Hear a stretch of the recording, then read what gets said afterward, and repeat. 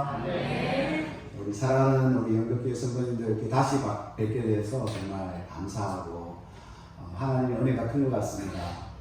투르크메니스탄에서 2006년도부터 일기 사역을 하고 2기 사역으로 북인도에 있는 무슬림들을 섬기기 위해서 인도에 갔는데 벌써 6년이라는 시간이 흘렀습니다.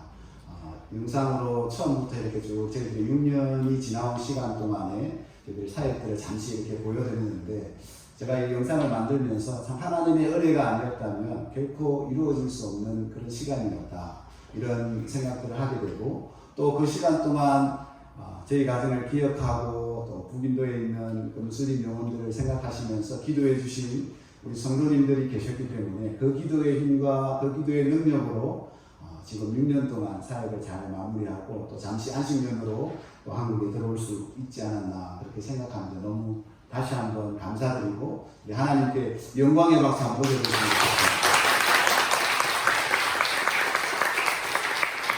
잠시 기도하겠습니다. 하나님 감사합니다.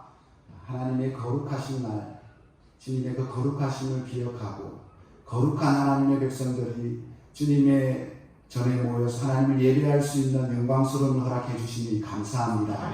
코로나 상황으로 인해서 많은 사람들이 예배하지 못하는 상황 가운데 있는데 저희들 하나님 전에서 함께 공동체로 예배하는 이 귀한 시간을 주신 것 감사합니다. 이 시간을 우리가 소중히 여기고 우리의 생명처럼 여기고 하나님을 예배하는 이 예배의 삶을 우리의 일평생 동안 살아내는 저희들 될 수 있도록 은혜 베풀어 주옵소서. 하나님, 이 시간에 하나님의 말씀을 나눕니다. 하나님, 진리의 말씀 대신 그 말씀의 능력이 이 시간 우리 가운데 임하여 주셔서 우리의 생각을 깨우쳐 주시고 우리를 이해시켜 주시고, 하나님, 그래서 말씀 앞에 순종하는, 그래서 정말 하나님께 우리의 삶이 열매로 드려지는 복된 인생이 될 수 있도록 주님 축복하여 주옵소서. 주님이 친히 말씀하여 주시옵소서. 감사드리며 예수님의 이름으로 기도합니다. 아멘.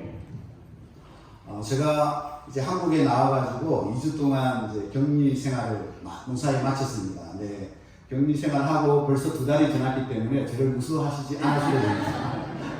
어떤 교회는 일단은 외국에서 들어왔다고 하니까 무서워하시는 분들이 계시더라고요. 2달이 지났고 정상도 없고 국가로부터 공인받은 분입니다. 그러니까 걱정 안 하셔도 되겠습니다. 2주 동안 격리를 하면서 이제 원룸에 이렇게 저희 식구들이 갇혀서 지내면서 그래도 원룸에 감사하게 텔레비전이 있었습니다. 그래서 텔레비전을 이렇게 좀 보면서 유튜브 그 영상을 좀 보는데 도올 김용옥 씨라고 아시죠? 네, 이 도올 김용옥 씨가 나와서 유튜브에 이제 나와서 강의를 하는 내용을 잠시 우연히 듣게 되었습니다. 이분이 이제 강의를 하면서 이분이 원래 장로교 출신의 성도 출신이죠. 그리고 이분이 지금도 기독교에 대한, 성경에 대한 많은 책들을 내시는 그런 분입니다. 그래서 기독교 성서 이해라는 책도 내시고 마가복음 강의, 그리고 또 요한복음 강의, 이런 강해서를 또 내시는 분입니다. 그래서 제가 궁금했습니다. 이분이 어떤 관점으로 성경을 이해하고 있는가. 그래서 그 기독교에 대한 이야기, 성경에 대한 이야기를 하시길래 제가 좀 들어봤는데, 듣다가 제가 깜짝 놀랐습니다. 이분이 갑자기 이렇게 이야기하십니다. 구약의 하나님은 우리가 도저히 믿을 수 없는 하나님입니다. 구약의 하나님은 십계명을 주시고 나 외에 다른 신을 섬기지 말라고 한 그 이기적인 신이 어떻게 우리의 하나님이 될 수 있고 우리가 따를 수 있고 믿을 수 있는 분인가. 그렇게 이야기하면서 신약의 예수 그리스도만이 우리가 따를 수 있는 분으로 이렇게 이야기를 하십니다. 사랑하는 성도님 여러분, 구약의 하나님과 신약의 하나님은 다른 분이십니까? 아니시죠. 네, 영접교회는 확실한 응답을 가지고 계십니다. 말라기스와 마태복음의 그 공간에 400년이라는 공백기가 있는데, 만일에 하나님이 구약의 하나님과 신약의 하나님이 다르다고 하면 그 400년 공백기에 하나님이 대명신을 하셔서 성품과 인품과 모든 것들이 다 바뀌어서 구약의 하나님은 심판의 하나님이고 이기적인 하나님이었다가 신약의 하나님은 긍휼과 사랑의 하나님으로 바뀐 그런 하나님으로 이 도올 김용옥 씨가 이해를 하고 있더라고요. 자, 그래서 고린도후서 3장 14절 말씀이고요. 네, 고린도후서 3장 14절 말씀 이 말씀을 우리가 같이 한번 읽어볼 텐데, 오늘 좀 말씀을 같이 읽는 시간이 있습니다. 저는 이 하나님의 말씀이 제가 선교지에 있으면서 비록 종이 위에다가 기록된 문자이지만 이 하나님의 말씀은 진리이고 생명이라고 믿습니다. 할렐루야. 그래서 우리가 믿음으로 이 말씀을 고백하며 읽을 때에 보혜사 성령님께서 우리의 마음에 이 말씀을 깨닫게 해주시고 이해시켜 주시고 또 순종할 수 있는 능력을 주신다고 믿습니다. 할렐루야. 그래서 우리가 말씀을 같이 읽을 때에 좀 힘드시더라도 좀 보이시는 분들은 또박또박 힘있게 말씀을 좀 읽었으면 좋겠습니다. 우리 같이 고린도후서 3장 14절을 읽도록 하겠습니다. 시작. 구약을 읽을 때에 그 수건이 오히려 벗어지지 아니하고 있으니 그 수건은 그리스도 안에서 없어질 것이다. 어떤 사람들에게는 이 구약의 말씀을 읽을 때에 마치 수건이 눈을 가린 것처럼 구약의 말씀을 아무리 읽어도 그 구약의 말씀의 참된 의미와 참된 메시지를 깨달을 수 없다는 것입니다. 저는 아마도 도올 김용옥 씨가 아직도 이 수건이 눈에 가려져 있어서 구약 말씀을 읽을 때에 그 구약 말씀을 온전히 이해하지 못했기 때문에 구약의 하나님은 우리가 믿을 수 없는 이기적인 하나님이라고 그렇게 이야기했다고 믿습니다. 그러나 오늘 말씀에 보면 그리스도 안에서 구약을 읽을 때에 그 수건이 벗겨지고 구약의 참된 의미, 참된 말씀의 진리를 깨달을 수 있다고 성경이 이야기하고 있습니다. 그래서 우리가 구약을 읽을 때도 예수 그리스도 안에서 읽어야 되는 것입니다. 할렐루야. 네. 예수 그리스도 안에서 구약을 읽을 때에 이 구약의 참된 메시지, 이 구약의 하나님도 신약의 하나님과 동일하신 사랑의 하나님과 긍휼의 하나님임을 우리가 만날 수가 있는 것입니다. 네. 그래서 제가 오늘 짧은 시간이지만 이 시간을 통해서 구약의 하나님을 예수 그리스도 안에서 볼 때 우리가 어떤 하나님이신지 그 많은 하나님의 성품과 하나님의 특성들이 있지만 오늘 특별하게 선교의 관점에서 언약의 관점에서 한번 보려고 합니다. 신구약을 이해할 때 우리는 몇 가지 중요한 개념들이 있습니다. 전체를 신구약을 이해할 때 하나님 나라라고 하는 관점으로 신구약을 이해할 수 있습니다. 그래서 이 에덴 동산부터 시작해서 이것을 하나님의 나라라고 보고 그 위에 하나님께서 하나님의 나라를 이루어 가시는 그러한 개념으로 신구약을 통으로 이해할 수가 있습니다. 또 어떤 분들은, 어떤 신학자들은 성전이라는 관점으로 이 성경 신구약을 이해하시는 분도 계십니다. 그래서 에덴 동산을 하나님의 성전으로 보고 이후에 계속 하나님의 성전들을 통해서 하나님의 나라가 세워지는 것들을 신구약 성경으로 이해하는 분도 계십니다. 또 중요한 개념이 언약이라는 개념입니다. 이 언약이라는 개념이 있는데요. 언약이라는 관점으로 신구약을 이해하는데 이 언약의 성경의 대표적인 언약들이 몇 가지 있습니다. 노아 홍수가 일어난 다음에 하나님께서 무지개를 보여주시면서 하늘에 보여주시면서 노아와 언약을 맺으시거든요. 그래서 그 언약을 노아 언약이라고, 무지개 언약, 노아 언약이라고 이야기합니다. 그리고 이스라엘 백성들이 애굽에서 출애굽하여서 시내산에 가서 시내산에서 하나님께서 모세에게 언약을 주시면서 언약을 맺으시는데 이 언약을 모세 언약 아니면 시내산 언약 이렇게 부릅니다. 그리고 나중에 가면 다윗과 하나님께서 언약을 맺으십니다. 그래서 그것을 다윗 언약이라고 이야기하는데 오늘 우리가 창세기 12장 1절에서 2절, 3절 말씀에 나오는 이 언약은 하나님께서 아브라함과 맺으신 언약입니다. 그래서 이것을 아브라함의 언약이라고 성경이 이야기를 하고 또 신학적으로 그렇게 표현을 합니다. 이런 언약들 중에 중요한 두 언약이 있는데 그것이 바로 오늘 본문의 아브라함의 언약과 시내산에서 모세가 하나님과 언약 맺은 시내산 언약입니다. 그런데 이 시내산 언약과 아브라함의 언약에 차이점이 있어요. 시내산 언약은 하나님께서 이스라엘 백성들에게 율법을 주셨습니다. 그리고 그 율법을 지키는 자는 복을 받고 지키지 않는 불순종하는 자는 저주를 받는다는 그러한 언약입니다. 그래서 이 언약을 조건부 언약이라고 합니다. 순종하면 복을 받고 불순종하면 저주를 받는 그런 언약이 되겠습니다. 그런데 오늘 우리가 읽었던 이 아브라함의 언약은 조건부 언약이 아니라 하나님의 일방적인 언약입니다. 그래서 이 하나님의 일방적인 언약을 조금 더 구체적으로 설명한 성경이 있는데 그게 창세기 15장에 나옵니다. 창세기 15장에 보면 하나님과 아브라함이 언약식을 맺습니다. 고대 건동 지방에 두 사람이 중요한 약속을 할 때 언약식을 했어요. 어떻게 언약식을 했냐면 각자 자기 집에서 짐승을 한 마리씩 잡아오는 것입니다. 그리고 그 짐승을 두 사람이 보는 앞에서 반으로 딱 쪼개요. 반으로 쪼개고 그 가운데 이제 피를 뿌리고 양쪽으로 그 쪼개진 짐승을 양쪽으로 갈라놓는 것입니다. 두 언약의 당사자가. 저도 갈라놓고 다른 상대편도 짐승을 잡아서 갈라서 양쪽으로 갈라놓는 것입니다. 그리고 난 다음에 이 약속을 하는 사람들이 당사자가 그 두 짐승 사이로 갈라놓은 짐승 사이로 지나갑니다. 이렇게 약속을 하는데 이 약속의 의미는 뭐냐면 내가 만일 당신과 약속을 하는데 이 약속을 내가 지키지 않으면 나의 목숨을 내어놓겠다는 것입니다. 내가 목숨을 걸고 당신과 약속한 이 약속을 지키겠다 하는 그런 의미가 있습니다. 그런데 하나님께서 그 고대 건동 지방의 그 언약식, 약속하는 식을 빌려오셔서 아브라함과 언약식을 맺는 장면이 창세기 15장에 나옵니다.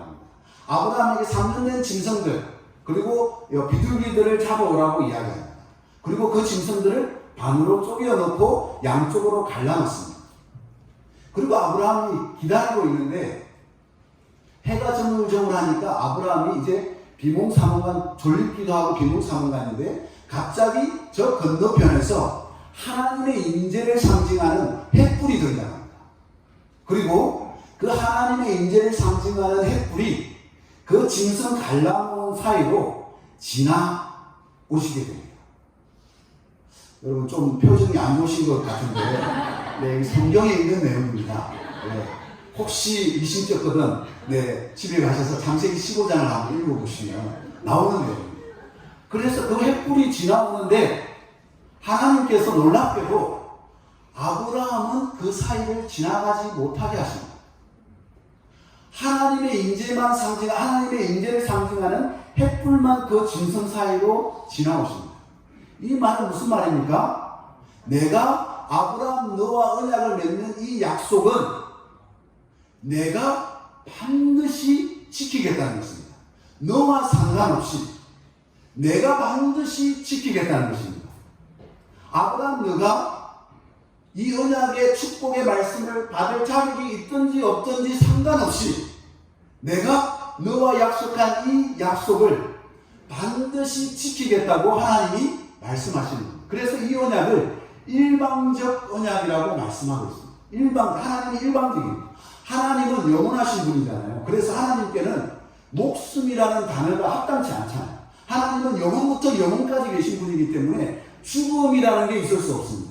그런데 하나님께서 아브라함과 언약식을 맺으면서 그 언약이 얼마나 확실하고 얼마나 정확한지를 보여주시기 위해서 인간이 약속 맺는 그 언약식을 가져와서 약속을 맺으시면서 내가 너에게 이 축복의 약속의 말씀 언약을 맺는데 이 언약을 하나님은 목숨 없으시는 영원하신 분이시지만 나의 목숨을 걸고 이 언약을 반드시 지키겠다라고 하나님이 아브라함과 약속을 하십니다. 그리고 실제적으로 하나님이 그 약속을 신실하게 이루어 주셨습니다. 할렐루야. 자, 오늘 우리가 읽은 말씀 중에 너무 빨리 나갔어요. 네. 창세기 12장 2절 3절에 보면 하나님께서 아브라함에게 약속하신 세 가지 약속이 나옵니다. 첫 번째로 너로 큰 민족을 이루겠다는 약속입니다. 너로 큰 민족을 이루겠다는 거죠. 하나님께서 그렇게 약속하시고 이 약속은 출애굽기에서 하나님께서 성취하십니다. 창세기 46장에 보면 야곱의 가족 몇 명이서 70명이 요셉이 국무총리로 있는 애굽으로 내려가서 고센 땅이라고 하는 그곳에서 430년 동안 머물게 됩니다. 그 430년 동안 머물면서 하나님께서 아브라함의 후손들을 큰 민족으로 만드십니다. 그래서 출애굽할 때 인구를 계수해 보니까 남자 장정만 60만 3,550명, 어린아이와 여자와 연세 많으신 분들을 다 빼고도 어마어마한 큰 민족을 하나님께서 그 430년 동안 만들어 주셨습니다. 할렐루야. 아브라함에게 첫 번째 약속하신 큰 민족을 이루겠다는 약속을 출애굽기 1장에서 이미 하나님께서 성취하여 주셨습니다. 두 번째로 아브라함에게 약속하신 약속은 너의 이름을 장대케 하겠다는 약속입니다. 우리가 신구약 성경을 쭉 보다 보면 아브라함의 이름이 얼마나 장대해졌는지 우리는 잘 알 수 있습니다. 아브라함을 뭐라고 부르죠? 우리가 믿음의 조상이라고 부르잖아요. 믿음의 조상 아브라함이라고 그렇게 이야기합니다. 그리고 모든 하나님의 자녀들을 아브라함의 자손들이다 이렇게 이야기합니다. 하나님께서 아브라함을 얼마나 이름을 존귀케 하셨으면 모든 믿는 자들을 대표해서 아브라함의 믿음의 조상이라고 이야기하고 아브라함의 자손들이 믿는 자라고 이야기합니다. 그리고 더 나아가서 하나님께서 하나님 자신을 설명할 때 아브라함의 하나님이다 이렇게 이야기합니다. 우리는 신구약 성경을 통해서 하나님께서 얼마나 이 아브라함의 이름을 장대케 하셨는지 우리는 알 수 있습니다. 이 말은 무슨 말이냐? 하나님께서 이 신구약 성경을 통해서 하나님께서 두 번째 약속하신 너의 이름을 장대케 하겠다는 이 약속도 성취하여 주셨다는 것입니다. 할렐루야. 자, 그리고 남은 게 하나 있습니다. 남은 것은 마지막에 보면 땅의 모든 족속이 너로 말미암아 복을 받겠다는 약속입니다. 이게 마지막 세 번째 아브라함에게 주신 약속인데요. 이 약속은 현재 진행입니다. 지금도 성취되어지고 있는 약속이라는 말씀입니다. 이 약속 위에 복음 전하는 선교가, 복음 전하는 전도가 이 약속 위에 있다는 사실입니다. 오늘 제가 이것을 좀 신약의 말씀들을 통해서 우리 성도님들에게 나누고 싶어요. 이 말씀이 얼마나 위대한 말씀이고 위대한 약속인지, 하나님께서 아브라함에게 약속하신 세 약속 중에 두 약속은 이미 성취하여 주셨고 이루어 주셨지만, 이 마지막 아브라함에게 약속하신 땅의 모든 족속이 너로 말미암아, 너의 자손으로 말미암아 이삭과 야곱에게도 동일한 약속을 해주시는데, 너의 씨로 말미암아 복을 받으리라고 한 이 3대에 걸쳐서 하나님이 약속하신 이 약속이 얼마나 놀라운 약속인지를 잠시 나누고 싶습니다. 신약에 가면, 사도행전 3장에 가면 베드로의 유명한 설교가 나옵니다. 그죠? 나면서 걷지 못하는 장애인을 베드로가 건강은 없거니와 내게 있는 것으로 내게 주거니 곧 나사렛 예수 그리스도의 이름으로 일어나 걸으라 하시면서 그 안전병이를 일으켜 세웁니다. 그리고 난 다음에 거기에 모인 사람들에게 하나님의 복음을 전하면서 이렇게 고백을 합니다. 마지막 설교의 마지막 부분에 3장 25절인데요. 우리 같이 한번 읽어보겠습니다. 시작. 선지자들의 자손이요 또 하나님이 너희 조상과 더불어 세우신 언약의 자손이라 아브라함에게 이르시기를 땅의 모든 족속이 너의 씨로 말미암아 복을 받으리라 하셨으니. 아멘. 지금 유대인들을 대상으로 하나님의 복음을 전하고 또 유대인들 중에 예수님을 영접하고 예수님을 믿는 그 사람들에게 말씀을 전하면서 이렇게 이야기합니다. 너희들은 선지자들의 자손이고 언약의 자손인데 어떤 언약에 기초한 자손이냐 하면 바로 창세기 12장에 약속하신 아브라함에게 너로 말미암아 땅의 모든 족속이 복을 받으리라고 하는 이 언약의 약속 위에서 너희들이 언약의 자손이 되었다라고 베드로가 설교를 하고 있습니다. 지금 베드로가 설교하고 있던 때는 아브라함과 하나님께서 언약을 맺으신 그 시간에 벌써 2000년이라는 시간이 걸렸습니다. 아브라함과 하나님이 약속을 맺을 때는 이 신약 시대로부터 2000년이 넘는 시간입니다. 그 2000년 넘는 시간 가운데 베드로가 그 구약을 이해하면서 너희들이 그 아브라함의 언약 위에, 하나님께서 아브라함과 일방적으로 맺으신 그 언약 위에서 너희들이 언약의 자손이 되었다라고 말씀을 전하고 있습니다. 사랑하는 성도님 여러분, 더 놀라운 게 있는데요. 자, 바울 사도가 갈라디아서 3장 8절에 이렇게 고백합니다. 우리 같이 한번 읽어보겠습니다. 시작. 또 하나님이 일반을 믿음으로 말미암아 의로 전하실 것을 성경이 미리 알고 먼저 아브라함에게 복음을 전하되 모든 이방인이 너로 말미암아 복을 받으리라 하였느니라. 아멘. 자, 바울 선생님은, 바울 사도는 더 나아가서 유대인뿐만 아니라 모든 이방인들 중에 믿음으로 말미암아 의롭게 되고 하나님의 자녀가 된 사람들도 이 아브라함의 언약 위에서, 약속 위에서 하나님의 자녀가 되었다라고 말씀을 전하고 있습니다. 자, 사랑하는 우리 성도님들과 저는 유대인입니까? 이방인입니까? 이방인이었죠. 이방인입니다. 이스라엘 백성이 아니었습니다. 유대 백성이 아닙니다. 우리가 이방인이었습니다. 근데 이 말씀에 보니까 이방인이었던 우리가 예수 그리스도로 말미암아 믿음으로 의롭게 되는 이것이 바로 지금으로부터 4000년 전에 아브라함에게 약속하신 그 언약의 약속 위에서 성취되었다는 것입니다. 할렐루야. 네. 놀랍지 않습니까? 전혀 안 놀라는 표정이죠.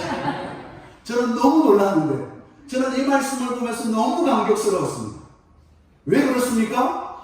하나님께서 4000년이 넘는 그 전에 아브라함에게 약속하시는데, 하나님은 그 약속 위에서 지금도 하나님의 복음이 전해지고 있고, 그 복음으로 말미암아 제가 예수님을 믿게 되었다는 이 놀라운 사실이 너무나 감격스럽더라고요.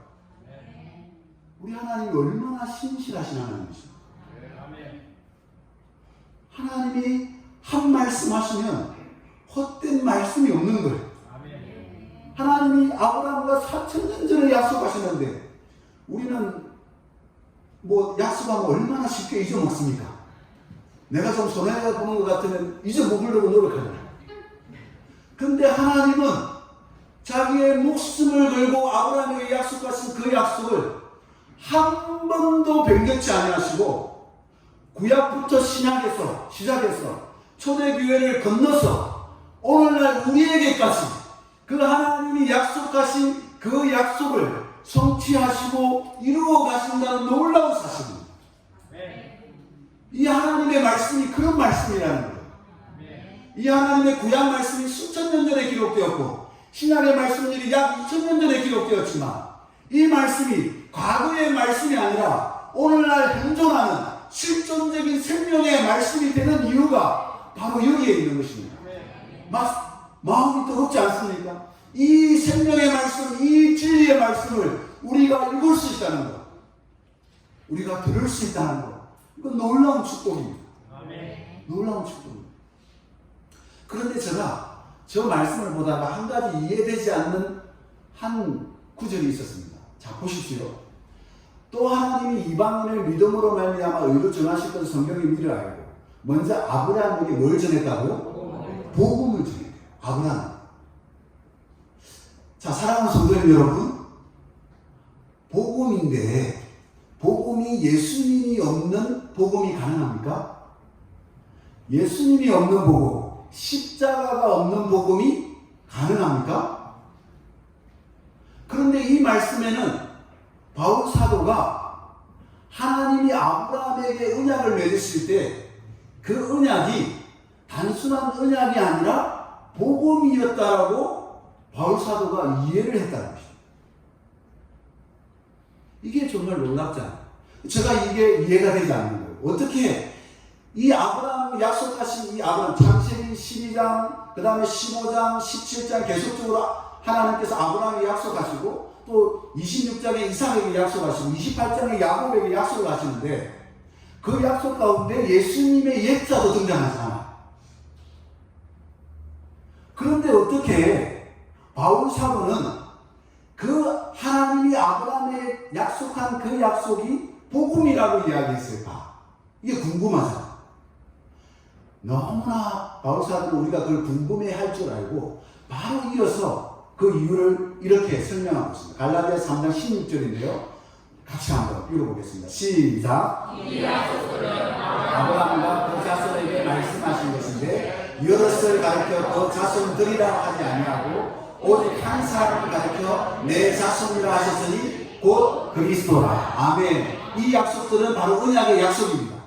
아브라함과 맺으신 그 언약의 약속들입니다. 아브라함과 이삭과 야곱에게 주셨던 그 약속들입니다. 그 약속들은 아브라함과 그 자손들에게 말씀하신 것인데, 자, 여기 있습니다.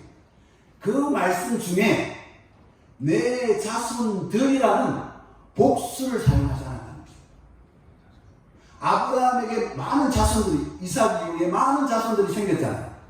이스라엘 백성들이 많은 자손들이 생겼잖아요. 그 자손들로 말미암아 복을 받으리라 이렇게 하지 않고 내 자손으로 말미암아 단수를 사용했다. 한 사람, 한 자손을 통해서 복을 받으리라. 너의 씨들이라고 이야기하지 않고 너의 씨로 말미암아 단수 하나의 씨로 말미암아 복을 받으리라 이렇게 성경이 기록되었다는 것입니다. 그래서 바울 사도가 예수 그리스도 안에서 이전에 예수 그리스도를 만나기 전에는 도저히 이 말씀을 이해할 수 없었어요. 그런데 예수 그리스도를 만나고 나서 예수 그리스도 안에서 아브라함의 언약을 딱 보니까 그 아브라함의 언약 속에 있는 내 자손이라고 하는 단수로 사용한 자손이 누구라고요? 예수 그리스도. 그래서 아브라함과 약속한 이 언약이 복음이 될 수 있다는 것입니다. 여러분, 여기에 놀라운 비밀이 있습니다. 예수 그리스도의 십자가는 신약 시대에 갑자기 하나님이 계획하신 일이 아니라는 것입니다.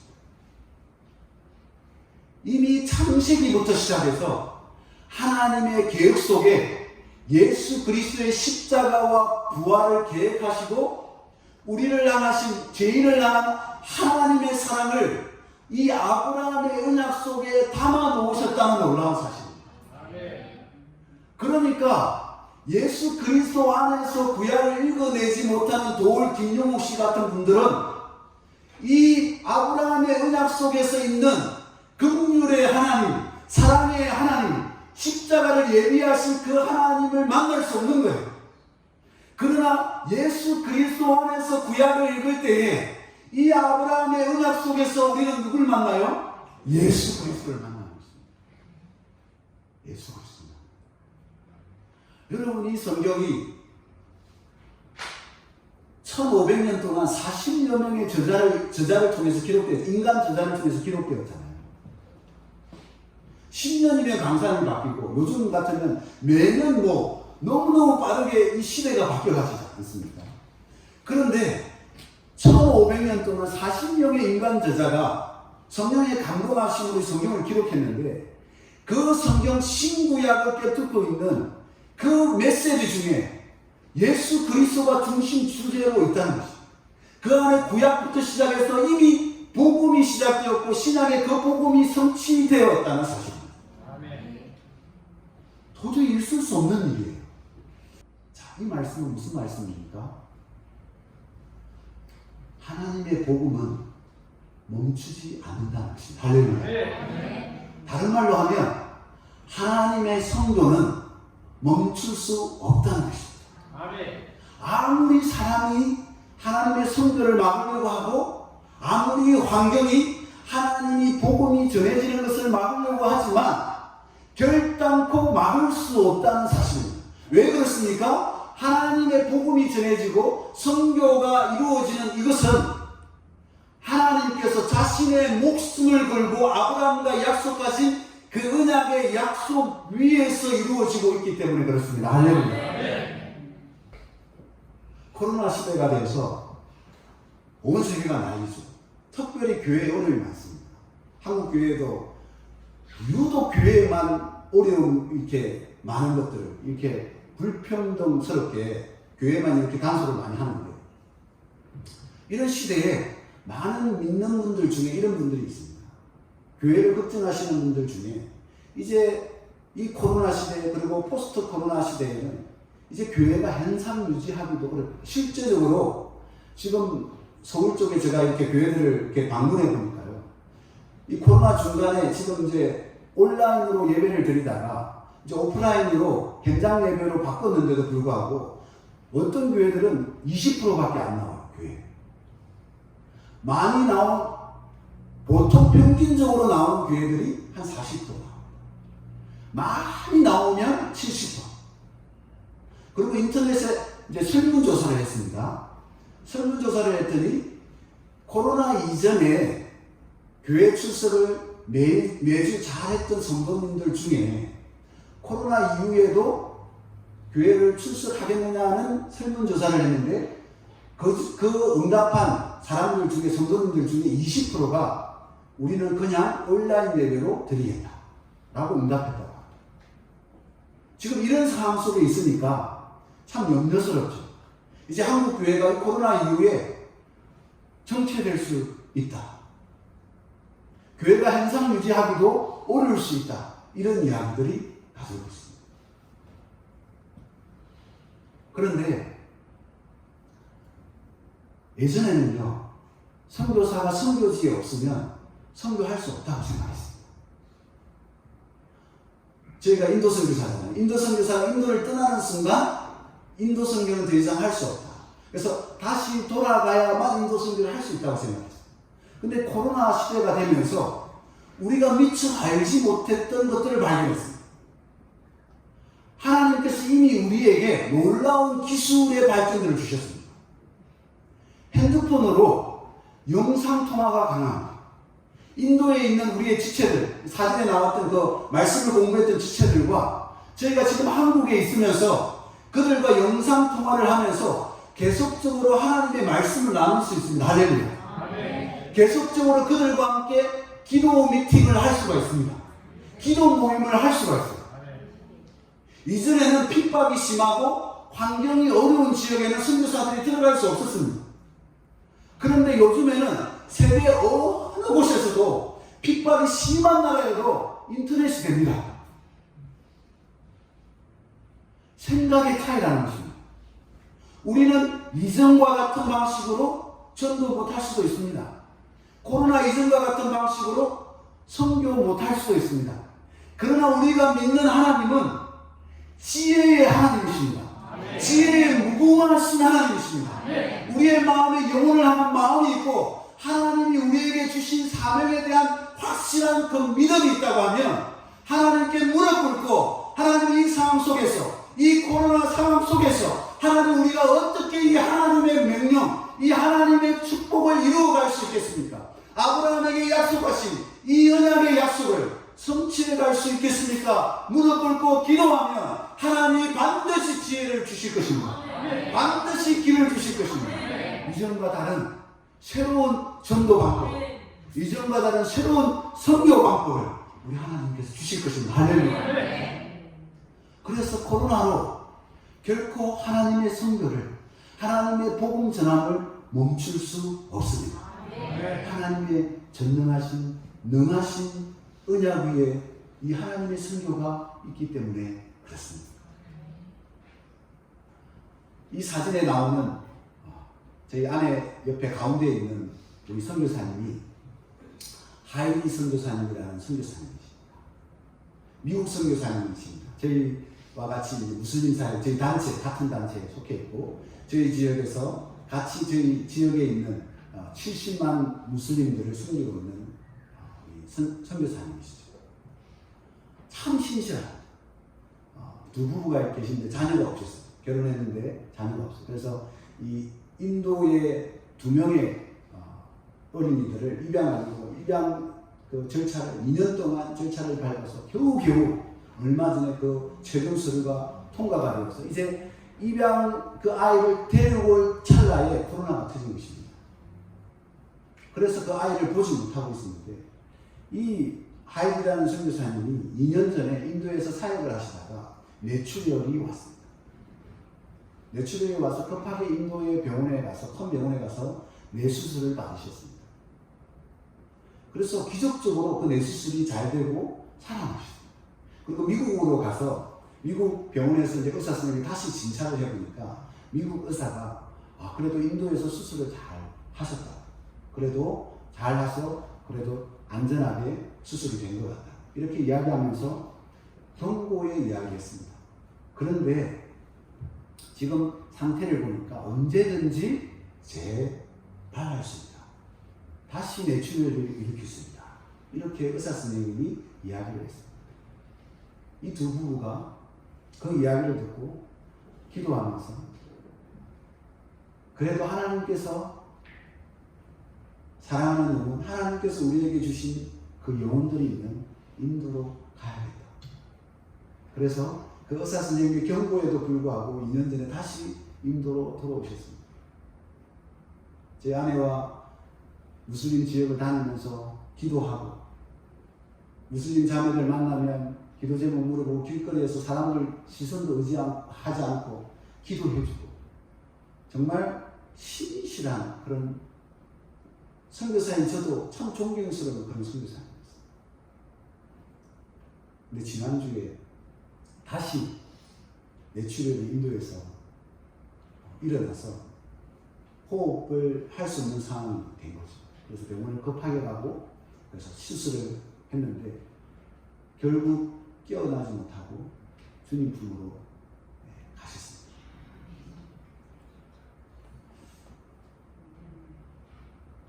인도에서 인도 장례식은 그날 돌아가시면 그날 바로 장례를 치는 거예요. 그리고 코로나 상황이 돼서 주변의 사역자들도 아는 사역자들도 이 장례식에 참석할 수 없었습니다. 불과 가까이에 있는 팀 몇 가지 그리고 많은 선교사님들이 지금 해외에 나와 계시기 때문에 함께 장례식에도 참석하지 못하고 감사하게 한 지체가 유튜브 라이브로 동영상 중계를 해서 저희들이 그 장례식을 이렇게 보게 되었는데요. 변변한 비석 하나도 없이 저렇게 인도 땅에 사랑하는 인도의 영혼들이 있는 그 땅에 이렇게 본인의 소원대로 묻히셨습니다. 제가 이 사진을 보면서 이 조선 땅에 와서 복음을 전하다가 순교하신 수많은 선교사님들 생각났습니다. 양화진에 가면 참 많은 선교사님 묘비들이 저렇게 있습니다. 그 묘비들 중에는 태어나자마자 죽은 어린아이 영아의 묘도 있고 몇 년밖에 살지 못하다가 풍토병으로 죽은 아이의 묘도 있고 이 조선 땅에 조선인들을 위해서 복음을 전하기 위해 오셨다가 언어 배우면서 그렇게 복음 한 번 제대로 전해보지 못하고 돌아가신 선교사님들도 참 많이 계십니다. 세상적으로 보면 굉장히 무모한 죽음입니다. 뇌출혈을 재발할 수 있다고 하는데 미국에 있으면 좋은 옷을로 체크해가면서 얼마든지 생명을 연장할 수 있음에도 불구하고 왜 이렇게 무모한 죽음을 선택하고 왜 이렇게 많은 선교사님들이 이 복음 때문에 세상 사람들은 보기에는 어리석은 이런 죽음을 죽어야 했을까?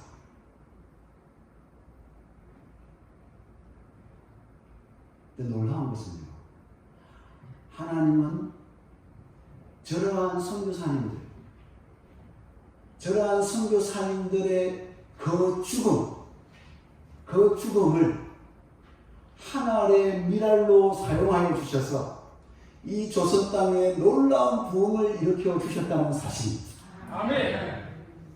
세상 사람들이 보기에는 헛된 죽음이고 어리석은 죽음이고 낭비도 이런 낭비가 없는 죽음인데도 하나님은 그 죽음까지도 존귀히 여기시며 그 죽음을 통해서 하나의 미랄이 되게 하시고 그 죽음을 통해서 수많은 복음의 열매를 맺게 하신다는 사실입니다. 아멘.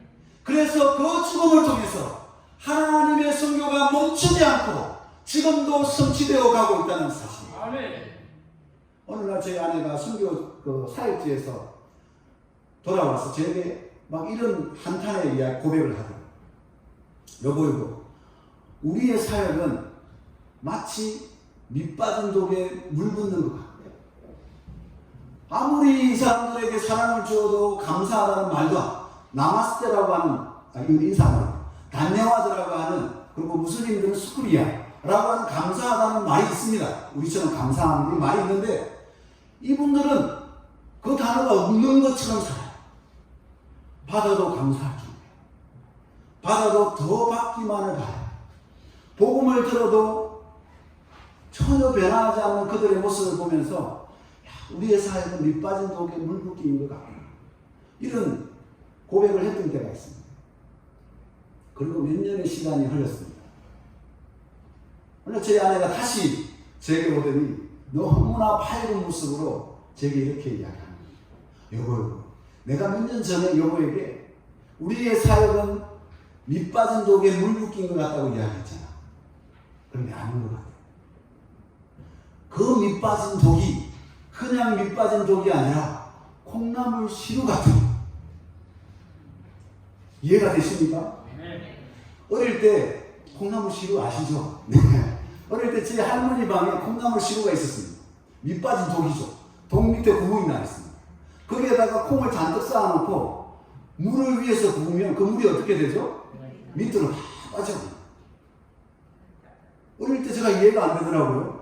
저 물을 부으면 거기에 물이 딱 고여있든지, 그래야 콩이 물 속에서 이렇게 자라든 이래야 되는데 물을 부으면 물이 다 빠져버려요. 그런데 하루가 지나고 이틀이 지나고 일주일이 지나면 거기에서 뭐가 나요? 싹이 나요. 그리고 시간이 더 지나고 물이 주면 어떻게 돼요? 거기에서 콩나물이 됩니다. 우리가 복음을 전하는 것도, 우리가 선교하는 것도 지금은 마치 밑빠진 독에 물 붓게 하는 것 같아요. 낭비인 것 같아요. 물질도 낭비하는 것 같고 시간도 낭비하는 것 같고 세상 사람들이 보기에는 뭐 저런 일을 하나, 이렇게 보인다는 거죠. 근데 하나님 안에서는 그 밑빠진 독이 그냥 밑빠진 독이 아니라 그 밑빠진 독에서 콩나물이 자라듯이 그 낭비인 것 같은 성경과 낭비인 것 같은 복음을 전하는 그것이 그곳에서 생명이 싹튼다는 것입니다. 할렐루야. 결코 헛되지 않는다는 것입니다. 왜 이렇게 수많은 사람들이, 하나님의 사람들이 이렇게 낭비인 것 같은 인생을 살아갑니다. 제가 마지막으로 성도님들과 나누고 싶은 말씀이 있습니다. 그것은 우리는 세상 사람들이 가지지 않는 가치관을, 세상 사람들이 가지지 않는 세계관을, 세상 사람들이 가지지 못한 그런 눈을 가졌기 때문에 그렇습니다. 우리 말씀을 한번 보겠는데요. 신명기 4장 6절 8절 말씀입니다. 참 중요하고 제가 너무나 좋아하는 말씀인데요. 우리 6절부터 8절까지 한번 읽어보겠습니다. 같이 읽겠습니다. 시작. 이것이 여러 민족 앞에서 너희의 지혜요 너희의 지식이라. 그들이 이 모든 규례를 듣고 이르기를 이 큰 나라 사람은 과연 지혜와 지식이 있는 백성이로다 하니라. 우리 하나님 여호와께서 우리가 그에게 기도할 때마다 우리에게 가까이 하심과 같이 그 신이 가까이 함을 얻은 큰 나라가 어디 있느냐? 오늘 내가 너에게 선포하는 이 율법과 같이 이 규례와 법도가 공의로운 큰 나라가 어디 있느냐? 지금 여기에서 세 번, 3절에 걸쳐서 세 번 반복되는 단어가 있는데 큰 나라라는 단어입니다. 큰 나라라는 단어. 자, 이스라엘 백성들은 큰 나라에 살지 않았습니다. 이 가나안 땅은 참 작은 땅입니다. 대한민국과 비교해서도 참 작은 땅입니다. 제가 하나님의 은혜를 주셔서 한번 이스라엘을 가볼 기회가 있습니다. 가보니까 참 작아요. 동서도 짧고 남북도 굉장히 짧아요. 그래서 책을 찾아보니까 이 가나안 땅이 한국어로 이야기하면 강원도 크기보다 조금 큰 크기. 그러면 세계의 이 수많은 나라들 중에 얼마나 작은 나라입니까? 얼마나 조그마한 나라입니까? 그런데 하나님은 뭐라고 그러세요? 하나님은 그 이스라엘 가나안 땅 조그마한 땅에 살아가는 그 하나님의 백성들이 살아가는 그 나라를 큰 나라라고 생각합니다. 하나님이 큰 나라로 볼 뿐만 아니라 세상 사람들이 보기에도 그 나라는 큰 나라. 왜 큰 나라인지 이 6절, 7절, 8절에 설명을 하고 있습니다. 자, 6절 말씀을 다시 한번 6절 말씀만 한번 읽어보겠습니다. 시작. 너희는 지켜야 하라. 이것이 여러 민족 앞에서 너희의 지혜요 너희의 지식이라. 그들이 이 모든 규례를 듣고 이르기를 이 큰 나라 사람은 과연 지혜와 지식이 있는 백성이로다 하니라. 하나님의 말씀이 있는 백성, 하나님의 말씀이 지식으로 지혜로 함께하는 그 나라, 그 나라가 큰 나라입니다.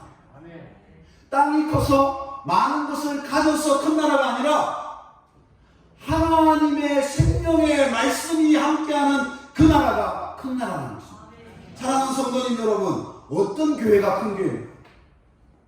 건물이 큰 교회가 큰 교회입니까? 성도가 많이 모이는 교회가 큰 교회입니까? 아무리 성도가 수만 명이 모였다고 할지라도 그 성도들이 이 진리의 말씀을 진리의 생명의 하나님의 말씀으로 믿지 않는다면 그 교회는 작은 교회입니다. 그러나 아무리 작은 교회라고 할지라도 이 하나님의 말씀을 진리로 믿고 순종하는 교회는 큰 교회입니다. 할렐루야. 우리 영접교회는 큰 교회입니까? 작은 교회입니까? 아멘. 큰 교회입니다. 아멘. 하나님의 생명의 말씀을 붙들고 있는 교회는 큰 교회입니다. 여러분 긍지를 가십시오. 이 통영 땅이 뭐 서울에서 통영 성교 이러잖아요. 자존심 상하는 거예요. 저 통영 출신인데. 그럼에도 불구하고 이 땅을 지키고 있는 하나님의 거룩한 말씀을 붙들고 살아가는 성도들이 있다면 이 땅은 하나님의 큰 나라입니다. 할렐루야. 너무나 세상과 다른 가치랍니다. 7절 말씀을 같이 한번 읽어보겠습니다. 시작. 여호와께서 우리가 그에게 기도할 때마다 우리에게 가까이 하신 것 같이 그 신이 가까이 함을 얻은 큰 나라가 어디입니다. 아멘. 하나님께 기도할 때 하나님의 신이 함께하는 그 나라가 큰 나라입니다. 세상에 많은 종교들이 있습니다. 세상에 많은 나라들이 있습니다. 그들이 믿는 신에게 기도하고 있습니다. 그러나 그들의 신들은 살아있지 못합니다. 그래서 그들과 함께할 수 없고 그들의 기도에 응답할 수 없습니다. 그러나 살아계신 우리 여호와 하나님은 우리가 기도할 때 우리와 함께하시는 살아계신 하나님이십니다. 아멘. 그 살아계신 하나님이 우리의 기도에 응답하시는 교회가 큰 교회입니다. 할렐루야. 여러분, 사이즈가 아닌 하나님의 나라. 하나님의 관점은 사이즈가 아닙니다.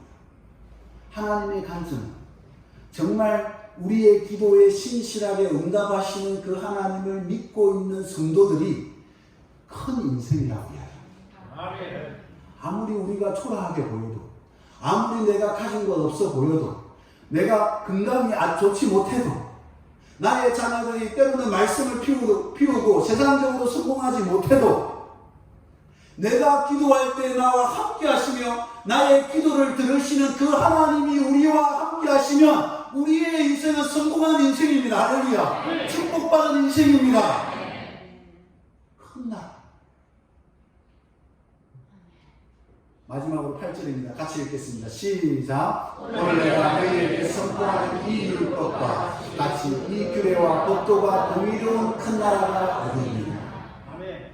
하나님의 말씀이 주어지고 그 말씀을 붙잡는 백성도 큰 나라이지만 그 하나님의 말씀을 삶의 현장 속에서 실천해내는 나라가 큰 나라입니다. 하나님의 그 진리의 말씀, 하나님을 사랑하고 내 이웃을 내 몸과 같이 사랑하라고 하는 이 하나님의 말씀을 우리의 세상 가운데에서 공의롭게 실천해내는 그 성도들이 있는 땅이 하나님의 큰 나라라는 사실입니다. 그런 성도들이 모인 교회가 하나님께 큰 교회라는 사실입니다. 그런 성도들이 살아가는 삶이 큰 인생이라는 사실입니다. 여러분, 우리 자긍심을 가지고 세상 사람들이 비교할 수 없는 하나님의 말씀이 우리에게 있습니다. 우리가 기도할 때 우리가 함께 하시는 우리의 기도를 들으시고 지켜보시고 응답하시는 하나님이 우리와 함께 하십니다. 우리가 그 말씀을 이 세상 가운데 힘들지만 지켜낼 때 하나님은 우리의 인생이 복된 인생이다, 큰 인생이다, 이렇게 말씀해 주시는 하나님을 기억했습니다. 그래서 세상 사람들이 보기에는 어리석은 것 같지만 수많은 사람들이, 수많은 주님을 따르는 제자들이 자기 인생을 들어서 이 복음을 위해 살아가고 있습니다. 때로는 무모한 죽음 같고 낭비하는 것 같지만 그 낭비를 아까워하지 아니하고 하나님의 나라의 가치관, 이 생명의 말씀 붙잡고 하나님이 주신 사명의 걸음을 걸어가는 것입니다. 우리 사랑하는 영접교회 성도님 여러분, 우리가 우리의 인생이 얼마나 남았는지 알 수 없습니다. 그러나 우리가 많이 남았든지 작게 남았든지 오늘 이 말씀 기억하면 하나님의 말씀, 그 신실한 말씀, 4000년 전에 약속하신 그 언약을 지금도 신실하게 이루어 가시는 그 하나님의 말씀을 붙잡고 이 세상 가운데에서 세상적으로는 큰 소리 치지 못하지만 우리의 영혼이 그리스도 안에서 춤추고 우리의 영혼이 하나님께 감사로 소리치고 우리의 영혼이 세상 사람들을 향하여 복음을 외치는 복된 인생을 사는 성도님들 다 되시기를 축복합니다.